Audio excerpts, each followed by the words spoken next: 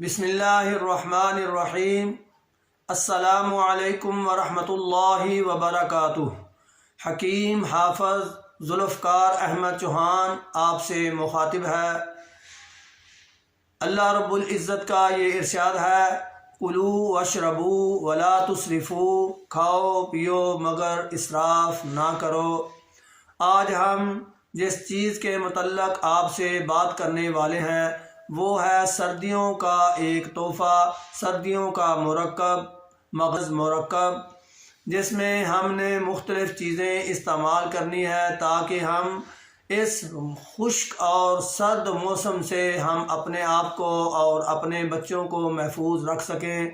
آج کل یہ بہت زیادہ ٹرینڈ چل رہا ہے کہ مچھلی کا استعمال زیادہ کریں، لیکن حضرات آپ یہ ضرور نوٹ فرما لیں کہ مچھلی کا مزاج گرم بہت کم ہے، لیکن اس میں خشکی کا عنصر زیادہ پایا جاتا ہے، اور ہم جانتے ہیں، آپ بھی اس سے بخوبی واقف ہیں کہ مچھلی میں خشکی ہے تو اس موسم میں بھی خشکی سردی کا اثر ہے، اور انتہائی زیادہ یہ خشک اور سرد موسم ہے۔ اس لیے اگر آپ کوئی بھی خشک غذا کھائیں گے تو وہ آپ کو سوٹ اتنا زیادہ نہیں کرے گی۔ اس کے مقابلے میں آپ کو گرم اور تر چیزیں استعمال کرنا چاہیے۔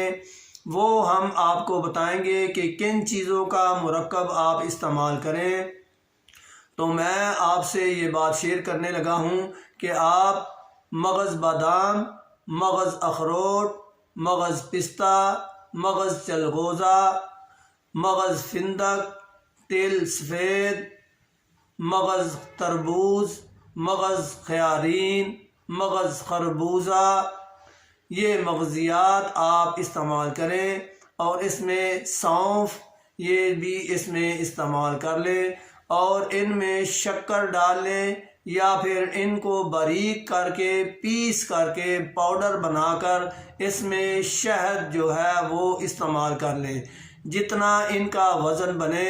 ہاں یہ میں آپ کو بتا دوں، یہ ساری چیزیں برابر وزن میں لینی ہے، یہ ساری چیزیں برابر وزن میں لینی ہے، اور ان سب کے وزن کے برابر آپ نے ان میں شہد استعمال کرنا ہے۔ آپ ان چیزوں کو شہد میں پیس کر حل کر لیں، ملا لیں، رکھ لیں، اور اس کو خاص طور پر صبح کے ٹائم جب آپ نے ناشتہ نہ کیا ہو، خالی پیٹ ہو، تو اس کو ایک ہاف چمچ، جو چھوٹے بچے ہیں ان کو ہاف چمچ سے بھی اگر کم دے دیں تو کوئی مسئلہ نہیں، لیکن ایک ہاف چمچ عام طور پر اس کی غذا ہے، اور ساتھ ایک کپ گرم دودھ، جیسے چائے پی جاتی ہے، گرم دودھ کے ساتھ آپ یہ ایک چمچ استعمال کریں اس لبوب کا، اس مرکب کا، تو آپ دیکھیں گے کہ جو ذہنی کام کرنے والے لوگ ہیں یا پڑھنے والے بچے ہیں یا حساب کتاب کرنے والے یا کمپیوٹر وغیرہ پر کام کرنے والے جو افراد ہیں، ان کے لیے انتہائی بہترین تحفہ ہے۔